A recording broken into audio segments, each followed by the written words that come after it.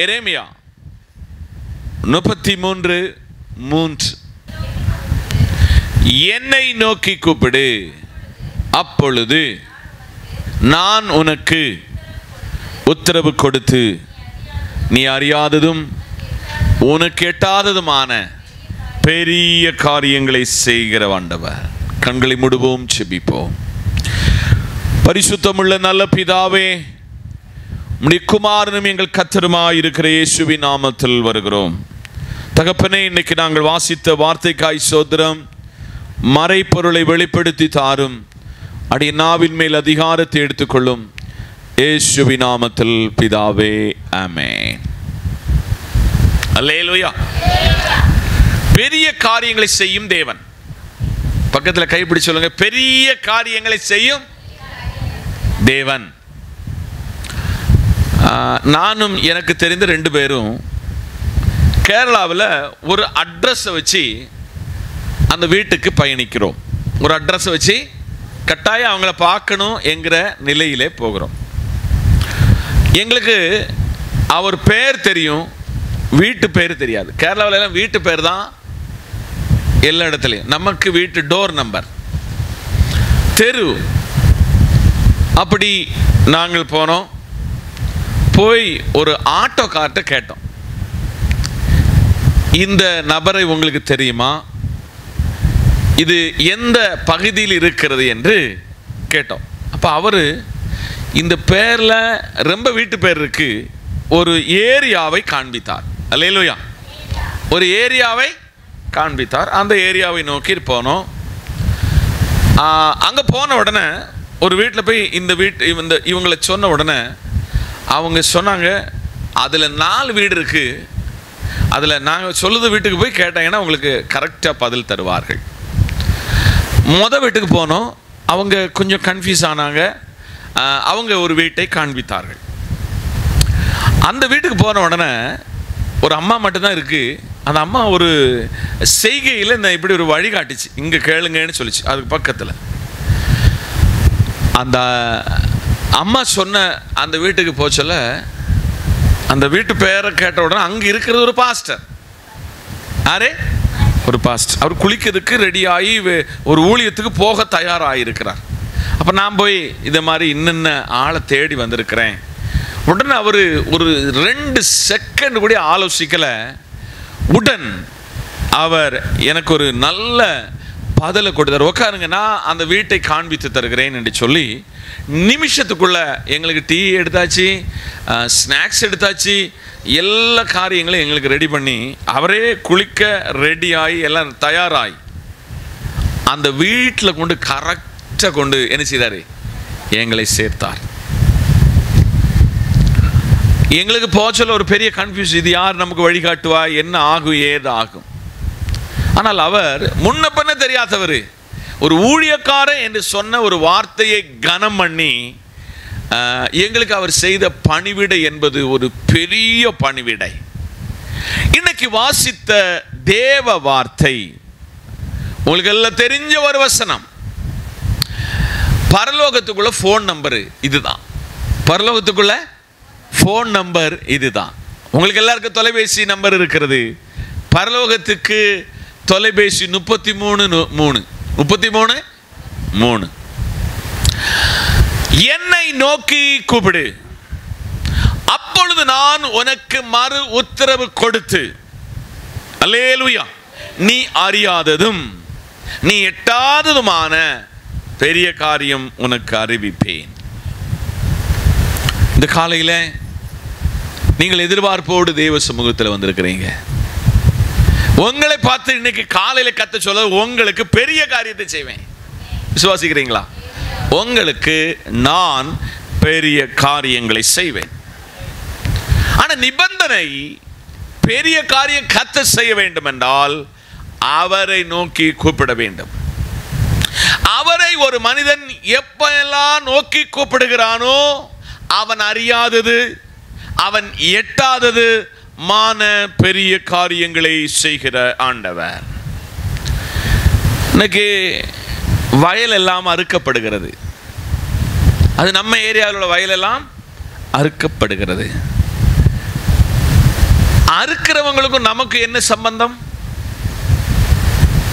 ஆனால் அவர்களுக்காக நம்ம ஜெபம் பண்ணோம்.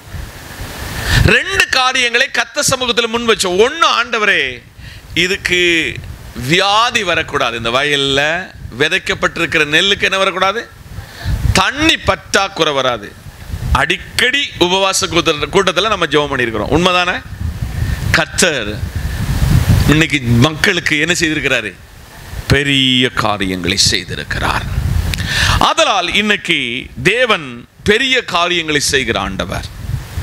அதை குறித்து சில காரியங்களை உங்களுக்கு வெளிப்படுத்தி உங்களை ஜெபத்தோடு உங்கள் வீட்டுக்கு அனுப்ப இந்த நாளிலே ஜெபத்தோடு நிற்கிறேன். யோபுவின் புத்தகம் 5ஆம் அதிகாரம் 9ஆம் வசனத்தை ஒருவர் திருப்பிக் கொள்ளலாமே. ஆராய்ந்து முடியாத பெரிய காரியங்களையும் எண்ணி முடியாத அதிசயங்களையும் அவர் செய்கிறார். நல்ல கவனமாக இருக்கணும். நீங்க ஆராய்ந்து முடியாத, நீங்கள் எண்ணி முடியாத பெரிய காரியங்களை அவர் செய்கிறார். நம்ம எவ்வளவு ஆராய்ந்து ஆராய்ந்து அது அப்படியாம இது இப்படியாம, அது அப்படி வந்தா இப்படியா இருக்கும், இப்படி வந்தா அப்படியா இருக்குன்னு சொல்லலாம். நம்ம பல ரிசர்ச் பண்ணுவோம். ஆனால் வேதம் சொல்லுகிறது, யோபு என்கிற பக்தனுக்கு கர்த்தர் எழுதி கொடுக்கிறார், ஆராய்ந்து முடியாத பெரிய காரியங்களையும் எண்ணி முடியாத அதிசயங்களையும் அவர் உங்களுக்கு செய்வார். இன்னைக்குள்ள பிரசங்க தலைப்பு என்ன?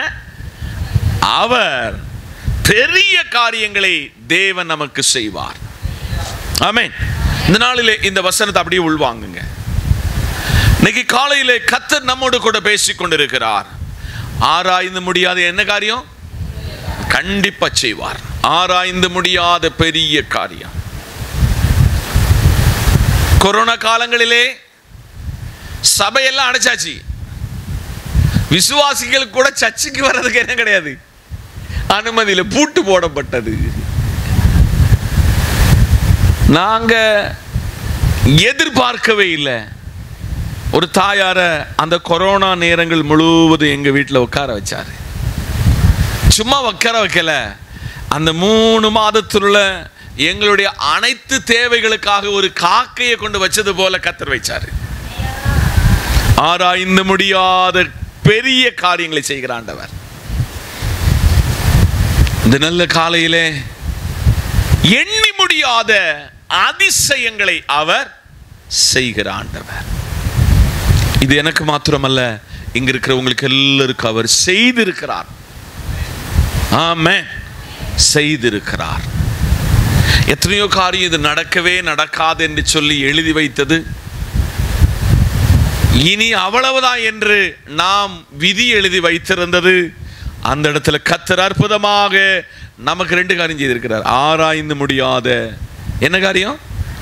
பெரிய காரியம். ஆராய்ந்து முடியாத பெரிய காரியம், எண்ணி முடியாத அதிசயங்களை கர்த்தர் நமக்கு செய்திருக்கிறார். இது யோபு பக்தனாகும் சொல்கிறான். யோபு தன் வாழ்விலே அநேக காரியங்கள் ஆராய்ந்து கூட பார்க்கல, எண்ணி கூடி பார்க்கல. கர்த்தர் அவனுக்கு பெரிய காரியங்களை செய்திருக்கிறார். அதே யோபுனுடைய புத்தகத்துல 9ஆம் அதிகாரம் 10ஆம் வசனம், ஆராய்ந்து முடியாத பெரிய காரியங்களையும் எண்ணி முடியாத, இந்த வசனத்துக்கு மட்டும், இந்த பைபிளுக்கு மாத்திரம் என்ன ஒரு பிரசன்ஸ்னா, ஜோடி இல்லாத வேத வசனமே இல்லை, ஒத்தையே கிடையாது, அது ரெட்டை தான். அந்த வசனத்தை அவர் ரிப்பீட் பண்ணி காட்டுதார் பாருங்க. அது ஒரே புஸ்தகத்துல கர்த்தர் அதை ஒன்ஸ் அகைன் ஒரு முறை கூட அதை எடுத்து காண்கிறார். கர்த்தர் தமக்கு பெரிய காரியங்களை, கர்த்தர் நமக்கு பெரிய காரியங்களை செய்கிற ஆண்டவர். கர்த்தர் நமக்கு பெரிய காரியங்களை செய்கிற ஆண்டவர். ஆராய்ந்து முடியாத, எண்ணி முடியாத காரியங்களை அவர் செய்கிற ஆண்டவர். 126ஆம் சங்கீதத்தில் 3ஆம் வசனத்தை எடுத்துக்கொள்ளுங்க. இது நிமித்தம் அல்லேலூயா, கர்த்தர் நமக்கு பெரிய காரியங்களை செய்திருக்கிறார். செய்வேன் இல்ல, செய்திருக்கிறார். இது நிமித்தம் நம்ம என்ன செய்வோம்? மகிழ்ந்து களி கூறுவோம். எனக்கு இப்போ நல்ல ஞாபகம் இருக்கிறது, என்னுடைய அறிவு தெரிந்த காலத்தில் எனக்கு எங்கள் வீட்டில் ஒரு காரியம் நடந்துச்சு. HMTன்னு ஒரு வாட்ச் இருக்கு தெரியுமா உங்களுக்கு? அன்னைக்கு அந்த வாட்ச் கட்டினா அந்த ஆள் ஊரில் பெரிய ஆள். இப்போ 30 ரூபாய்க்கு 10 ரூபாய்க்கும் வாட்ச் இருக்கு. எத்தனை ரூபாய்க்கு? 10 to 30 ரூபா வரையும் வாட்ச் இருக்கு. அப்போ எங்க மூத்த அண்ணனுக்கு எங்க அப்பாவும் அம்மாவும் பெரிய ஆசை, என்ன வாங்கி கொடுக்கணும்? HMT வாட்ச் கொடுக்கணும். அப்போ அது வாங்கணும்னா எங்க வீட்டில் 3 மணி நேரம் பிரயாணிக்கணும், கோட்டயம். அப்போ வாட்சை பார்க்கறதுக்கு எல்லாருக்கும் பயங்கர ஆசை. வாட்சை பார்க்க அப்பா ராத்திரி 10 மணி ஆயிட்டும் வாட்ச் வாங்க போனவர் வரல, வந்துட்டாரு. வந்த உடனே அந்த வாட்சை திறந்து பார்க்க சொல்ல என்ன ஆச்சரியம்! இப்போ ஒரு வீட்டில் எத்தனை வாட்ச் இருக்கு? நான் சொன்னோம்ல 10 ரூபாய்க்கு வாட்ச் கிடைக்கும். உங்க பிள்ளைகள் விளையாடுற வாட்சி, அது ஓடுற வாட்சி எத்தனை ரூபா கிடைக்கும்? 10 ரூபா. கர்த்தர் நமக்கு பெரிய காரியங்களை செய்திருக்கிறார். உங்க வீட்டில் எத்தனை பெரிய காரியம் செய்திருக்காரு தெரியுமா? நீங்க ஈஸியா யாருக்கும் தெரியாத மாதிரி ஒளிச்சு வச்சது, யாரோ வந்து கேட்டுருவோம்னு சொல்லி அதை பத்திரப்படுத்தி யாருக்கும் சொல்லாம வச்சிருக்கோம் தெரியுமா? கர்த்தர் உங்களுக்கு எல்லாருக்கும் பெரிய காரியங்களை செய்திருக்கிறார். வியாதியில பெரிய காரியம் செய்திருக்கிறார், கடை பிரச்சனையில பெரிய காரியம் செய்திருக்கிறார், நெருக்கத்தில் உங்களுக்கு பெரிய காரியங்களை செய்திருக்கிறார். நீங்க ஆராய்ந்து முடியாத, எண்ணி முடியாத காரியங்களை கர்த்தர் உங்களுக்கு செய்திருக்கிறார் என்று இந்த வேதம் சொல்லுகிறது. யோவேலின் புத்தகம் 2ஆம் அதிகாரம் 21ஆம் வசனம். தேசமே பயப்படாதே, மகிழ்ந்து களி கூறு, கர்த்தர் கரங்களை தட்டி. இதுவரை செய்தாருன்னு சொல்லிட்டு யோவேல் சொல்லுகிறார் செய்வார். சொல்லுங்க, செய்வார். இதுவரை யாருக்கெல்லாம் செய்யலையோ இன்னைக்கு காலையில இந்த வார்த்தை உங்களை தேடி வருகிறது. உங்களை தேடி வருகிறது. எப்படி வருகிறதுனா, தேசமே நீ என்ன செய்யாத, பயப்படாதே. நீங்க பலதை குறித்து பயப்பட்டுக்கிட்டு இருக்கிறீங்க. வியாதியை குறித்து, பிள்ளைகளை குறித்து, எதிர்காலத்தை குறித்து, வேலையை குறித்து, விசுவாசமே இல்லாம போயிடுவான்னு சொல்லி நீங்க பயந்து கொண்டிருக்கிறீங்க. பயந்து கொண்டிருக்கிற உங்களை பார்த்து கர்த்தர் சொல்கிறார், தேசத்தின் குடிகளே, தேசத்தின் மக்களே, நீங்க பயப்படாதீங்க, மகிழ்ந்து களி கூறுங்க. வா விட்டு சிரித்தா இன்னைக்கு சிரிக்கிறதுக்கு உங்களுக்கு பைசா கொடுக்கணும். என்னது? சிரிக்கிறதுக்கு உங்களுக்கு என்ன கொடுக்கணும்? சிரிங்க. உங்களுக்கு பகுதி வியாதி மாறணும், அந்த மனசுல இருக்கிற பிரயாசம் மாறிடும். அல்லேலூயா. ஒரு பாரத்தோடு வர சொல்ல, அந்த பாரத்தை நம்ம கிட்ட வந்ததுனால அந்த சுமையை இறக்கி வைக்கிறதுக்கு வசனமோ நம்ம வாழ்வில் நடந்த சம்பவமோ எடுத்து சொன்னா 80% உங்ககிட்ட வந்ததுக்கு நல்லதுன்னு சொல்லிட்டு அவங்கள தேற்றி கொள்வாங்க. நம்ம சொல்ல இப்படி ஒரு 8 கேக்கு நம்ம சொல்லி முடிஞ்சு அவன் அவ்வளவுதான். அப்படியா? தேவ பிள்ளைகளே, இந்த நல்ல காலையில தேசமே தோலை தட்டி கொடுத்து சொல்லுங்க, பயப்படாங்க. உங்களை விட பெரிய ஐசியூல போயிட்டு வந்த ஆளு நான். ஐசியூல போயிட்டு வந்த ஆளு நான். மரணத்தை முகாமுகமாய் கண்டேன். இதெல்லாம் ஒன்றும் பிரச்சனை இல்லை, ஜெபம் பண்ணுவோம், மாறிடும். 2 நாள் கழிஞ்சு எக்கான்னு வருவாங்க. சே, நீங்க அன்னைக்கு சொன்ன வார்த்தை, அந்த ஏற்ற நேரத்தில் சொன்ன வார்த்தை என்னை திடப்படுத்துச்சு. நீங்க ஒரு கைமாத்து கொடுக்க கேட்க வர சொல்ல நமக்கு தெரியும் இவங்க இதுக்கு தான். ஆனா அந்த கஷ்டத்தை சொல்லி வர சொல்ல அவங்க கூட நேரத்தை ஸ்பெண்ட் பண்ணுங்க, நேரத்தை செலவழிங்க, அவங்களோட பேசி பாருங்க. 70% அந்த கஷ்டம் மாறிடும். வீட்டுக்கு போறதுக்குள்ள அவங்க ரிலீஃப் ஆயிடுவாங்க. இந்த டாக்டர் அந்த சைக்காலஜி படித்ததுனால உங்களை புரிஞ்சுக்கிடுவார். இந்த அம்மாவுக்கு இன்னும் பலவீனம், இது ரொம்ப பயந்து வந்திருக்கிறது. பேச்சில் 70% வியாதியை குறைச்சிருவார். அது கழிஞ்சு ஒரு மாத்திரை எழுதுவார். 80+ இல்லை 70+ 30 எத்தனை 100% பலவீனம்லேருந்து விடுதலை பெற்று போயிடுவாங்க. இன்னைக்கு காலையில் சபையே, நீ பயப்படாத, நீ மகிழ்ந்து கழிவுறு, கர்த்தர் உனக்கு பெரிய காரியம் செய்வார். ஆமென், அல்லேலூயா. இந்த தேவன் உங்களுக்கு பெரிய காரியம் செய்வார். இந்த தேவன் பெரிய காரியம் செய்வார். யோபுவின் புத்தகம் 37:5 திருப்பிக் கொள்ளுங்கள். தேவன் தம்முடைய சத்தத்தை ஆச்சரிய விதமாக குமர பண்ணுகிறான்.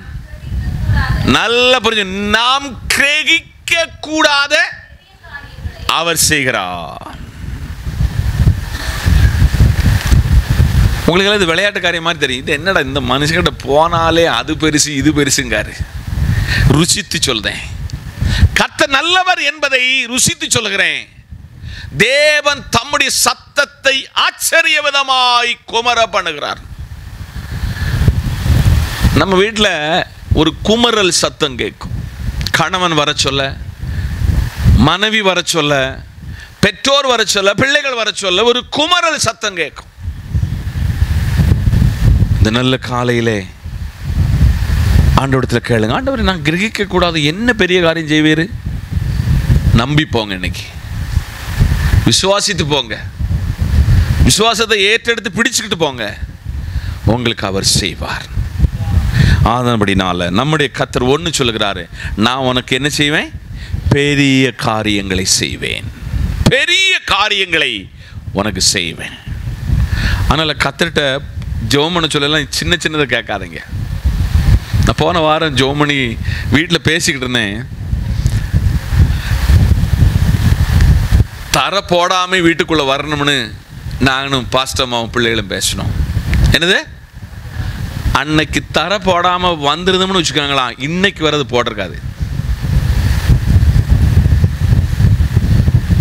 ஆனால் ஆச்சரியமாய் தோன்றத்தக்க விதத்தில்,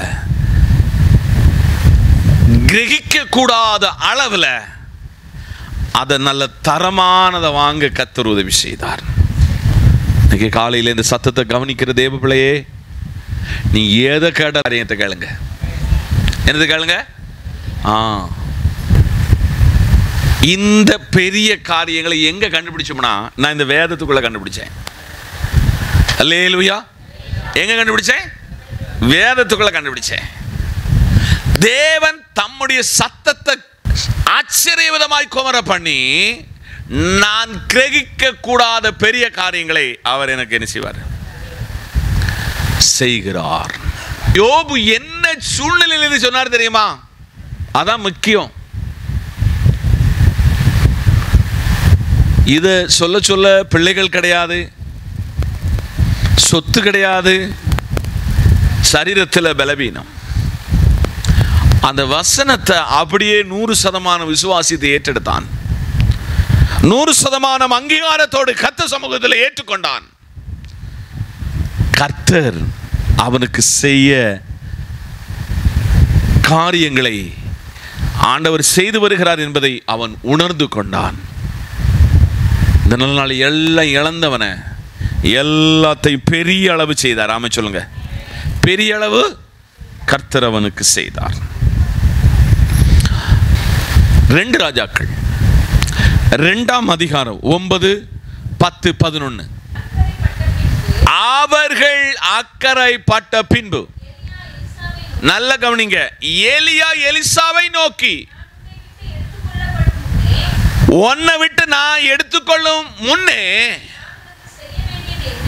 நான் உனக்கு என்ன செய்யணும் என்று கேள் என்றான்.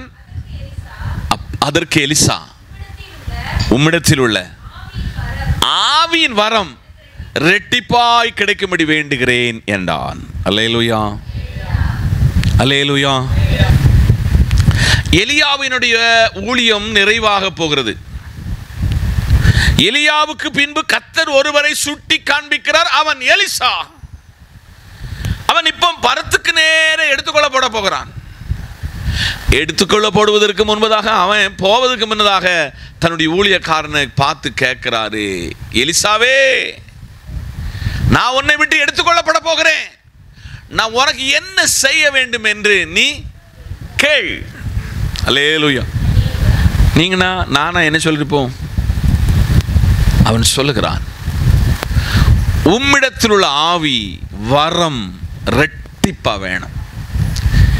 எங்க பாஸ்டருடைய இருக்கிற தேவனுடைய அந்த ஆவியை விட எனக்கு எத்தனை மடங்கு ரெட்டிப்பாக எனக்கு தாருன்னு எத்தனை பேர் கேட்டிருக்கிறீங்க? இன்னைக்கு காலையில் 10ஆம் வசனத்தை வாசிக்க பார்ப்போம். அதற்கு அவன், அரிதான காரியத்தை கேட்டாய், உன்னை விட்டு எடுத்து கொள்ளப்படுகையில் என்னை நீ கண்டால் உனக்கு கிடைக்கும், இல்லாவிட்டால் கிடையாது என்றார். 11ஆம் வசனம். அவர்கள் பேசிக்கொண்டு நடந்து போகையில் இது அக்கினி ரதம், அக்கினி குதிரைகளும் சரி. கரங்களை தட்டி நீங்கள் ஒருவரோடு ஒரு சம்பாஷிக்கிறீங்க, ரொம்ப சந்தோஷம். ஒருவரோடு ஒரு பேசிக்கொள்கிறீர்கள். உங்களுடைய சம்பாஷணையில் உலக காரியம் எவ்வளோ வந்துச்சு? ஆவிக்குரிய காரியம் வருகுதா? போன வாரத்தினுடைய பிரசங்கத்தினுடைய அந்த வசனத்தை ஏதாவது நீங்கள் ஒருவர் பரஸ்பரம் பேசுகிறீங்களா? இன்னைக்கு அவர்கள் பேசிக்கொண்டு நடந்து போகையில் இதோ அக்கினி ரதம், அக்கினி குதிரைகள். என்னது? அக்கினி ரதமும் அவர் நடுவாக வந்து இருவரையும் பிரித்து, ஒருத்தன் எங்க போயிட்டான்? பரலோகம் போயிட்டான். ஒருவன் பிரிக்கப்பட்டவன், அவனுக்குள் இருக்கிற அந்த பரிசுத்தாவியானவர் இரட்டத்தனையாக அவனுக்குள்ளே வந்தாரே. எலியா செய்த ஊழியத்தை காட்டிலும் எலிசா ஆண்டவருக்குள் நிறைவேற்றின ஊழியங்கள் பெரியது என்பதை இன்னைக்கு உங்களுக்கு அண்டர்லைன் பண்ணி காட்டுகிறேன். ஆதலால் கர்த்தர் உங்களுக்கு அரிதான பெரிதான காரியங்களை உங்களுக்கு செய்ய வல்லவர். இன்னைக்கு அதே ஆண்டவர் உங்களை பார்த்து சொல்ல, அதே மாதிரி உனக்கு நான் செய்ய போறேன். விசுவாசிக்கிறீங்களா? ஆமென். ஸ்தோத்திரம். எசையா 43:19. ஒருவர் 44, எசையா 44:3 எடுத்துக்கொள்ளுங்க. ஒரு ஆள் எசையா 43:19 வாசிங்க. இதோ நான் இப்பொழுதே அது தோன்றும், அறியீர்களா? நல்ல புரிஞ்சு, நான் வனாந்தரத்துல வழியையும் அவாந்திர வழியிலே கரங்களை தட்டி நல்ல உள்வாங்கிக்காங்க. இந்த ஸ்பிரிட்டோட இந்த பலத்தோட இன்னைக்கு உங்க வீட்டுக்கு போகணும். இதோ நான் புதிய காரியத்தை செய்கிறேன், இப்பொழுது அது தோன்றும். இன்னைக்கு அது தோன்றும், நீங்கள் அறியீர்களா? அல்லேலூயா. ஆனா இன்னைக்கு கர்த்தர் சொல்கிறார், இதோ நான் புதிய காரியத்தை செய்கிறேன், இப்பொழுது தோன்றும், நீங்கள் அதை அறியீர்களா? நான் வனாந்தரத்தில், சொல்லுங்க, நான் வழியை ஏற்படுத்துகிற ஆண்டவர். வனாந்தரம் எங்க பார்த்தாலும் என்னதான் இருக்கும்? வனாந்தரத்தில் சொல்லுங்க, வனாந்தரத்தில் என்னதான் இருக்கும்? மணல் தான் இருக்கும்.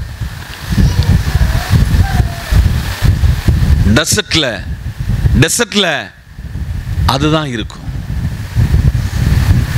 ஆனால் அவாந்தர வழியில என்னதுல ஆறுகளை உண்டாக்குகிற ஆண்டவர் நம்முடைய ஆண்டவர்.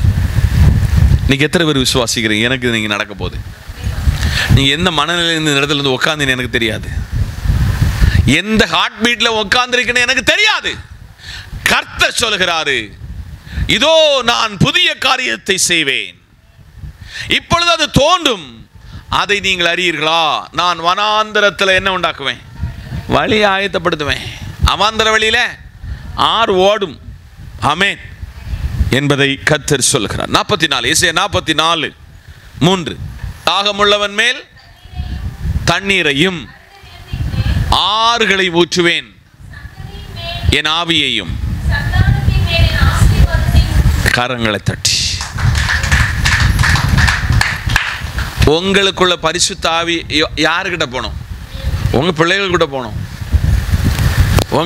உங்களுக்குள்ள இருக்கிற விசுவாசத்தின் ஆவி இந்த பிள்ளைகளுக்குள்ளே போகணும்.